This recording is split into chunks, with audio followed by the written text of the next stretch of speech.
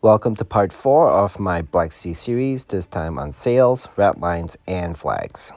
Obviously, you'll need the ratlines sheet, the sails sheet, the sheet with the flags, and you'll want gel superglue, some toothpicks, a handy pair of scissors, and get this Loctite glass glue. This works really well on ratlines. For the ensign, you'll need a bobbin of thread, small scissors, and Elmer's glue or dollar store knockoff for the flags. We will start with the sails. The sails sheet is pre-perforated, so go ahead and pop them out, but keep them in order so you know which one goes on which mast. The only sails that are not labeled are the spanker sail and the front sails. The front sails go by how much lean they have. The first one is the flying jib, the second one is the jib, and then the one that's most upright is the fore topmast staysail. And this is true for all the first rates. For frigates, such as the USS Constitution, the leans are a little bit different. The fore topmast staysail and the jib actually swap positions. Next, grab something round like a Sharpie pen, and what you'll want to do is you'll want to roll all your sails over it like this. This gives it the illusion of being filled by wind, and will give your ships a more dynamic look. Do this on all the sails. To attach the sails, you'll want to put some gel superglue onto a toothpick and then apply it onto the yards. I always recommend doing the main sail first before doing the top sail. As a tip, you'll want to fold these corners in like this. It allows better contact against the yards. Go ahead and place the sail on the yards, hold it in place until it sets. Then apply gel superglue to the lower corners to attach it to the lower yards. The mainsail usually touches the crow's nest, so you can apply glue here as well for better adhesion. You will repeat this process for the top sails. Apply glue to the top sail yards, bend the sails a little bit if you have to, and then apply it to those yards. And then at the bottom, apply some super glue so that one sail touches the other, which will help stabilize it. Now, just basically repeat the process for the remaining mainsails and top sails on the other two masts. Onto the spanker sail. This goes onto the boom and gaff at the very back of the ship. It's up to you whether you want to bend that sail to the port or the starboard side as far as where the wind is blowing. Do a quick dry fit just to make sure everything works, and then apply gel superglue onto the boom and the gaff.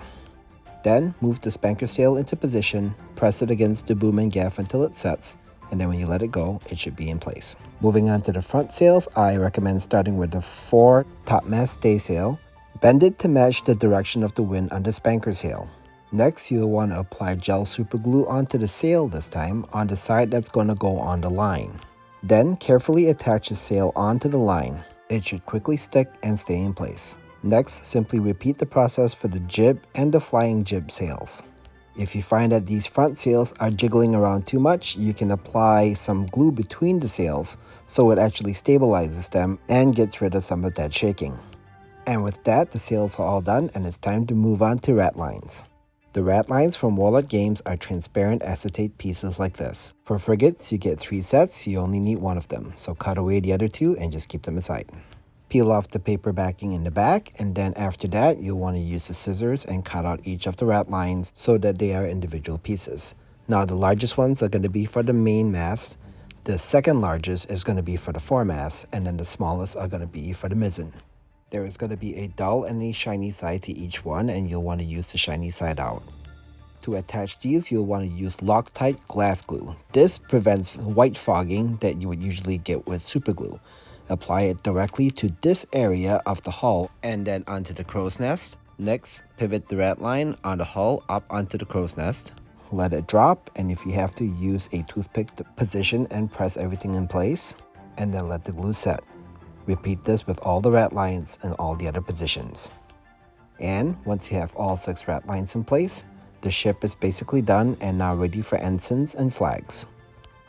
Now, each ship kit from Warlord Games should come with this flag sheet, and there are several different classes of ships. The ones that I'm working on are first rate, and if you're working on the USS Constitution, bear in mind that it actually uses third rate flags, not frigate flags. Also, be aware that they are merchant flags for each one. Now, if you're building fighting ships, you don't want to mark them as merchants, so just be aware. These flags are not on perforated sheets, so you will have to use a standard scissors to cut every one of them out. I'm going to start here with the pennant that goes on the main mast. You'll cut that out, try to get it as close to the lines as you can. This pennant goes on the main mast and it's going to point forward. Why forward? Because that's the direction of the wind. Now fold the pennant in half, and then after this you'll want to apply some Elmer's glue to one side. Now these pennants are fairly small, so don't put too much. Don't be too generous with it. A little bit goes a long way. You'll want to apply it along the entire strip as much as you can. Then wrap the folded edge of the pennant over the main mast and then squeeze both sides together. Get rid of any excess glue, and while everything is still wet, you can actually shape the pennant to make it look like it's fluttering in the wind. Next, you want to cut out the nation flag. This is going to go on the top of the foremast. You'll want to fold it in half like you did the pennant, and then after that, apply Elmer's glue to one side just like before. Again, not too much. And then wrap it around the foremast, squeeze it together, and that should be it. For most ships, you'll want to apply one of these markers onto the fore royal stay, which is like the frontmost line. In the game, this helps you identify which ship is which. But sometimes with a clear ship name, you may not need this. The last step is the ensign. This is the biggest nation flag that you will find on your flag sheet. You can cut it out, make it nice and neat, and then after that, fold it in half. But now, you'll want to apply a piece of string, which you'll cut. Give yourself a lot of length to work with, and then what you'll do is apply some Elmer's glue onto one side of the ensign, and then tuck the string right on the folded edge of the ensign like this. Fold it over, press any excess glue out, and then while it's wet, you can shape it a little bit to make it look like it's blowing in the wind, very similar to what you did with the pennant. Next, you'll want to apply some gel super glue to these two locations on the boom and the gaff. Put some super glue onto a toothpick and then apply it onto the very edges of the boom and the gaff just like this. Carefully place your ship on its side and then grab the ensign and attach the strings of the ensign onto the boom and the gaff where you had put the gel super glue. Now snip off any excess on the top and the bottom, and at this point you should be all done. Here are how some of the pennants, flags, and ensigns look for the rest of the nations. And here are 360-degree views of each of the ships, starting with the L'Orient for France, Horatio Nelson's HMS Victory from His Majesty's Royal Navy, the floating gun deck from the Spanish Armada, the Santísima Trinidad, and the pride of the U.S. Navy, Old Ironsides, USS Constitution. I hope you enjoyed this multi-part series on how to build, paint, rig, and set sail to your ships for Warlord Games Black Seas. I hope you'll subscribe and follow me for future videos.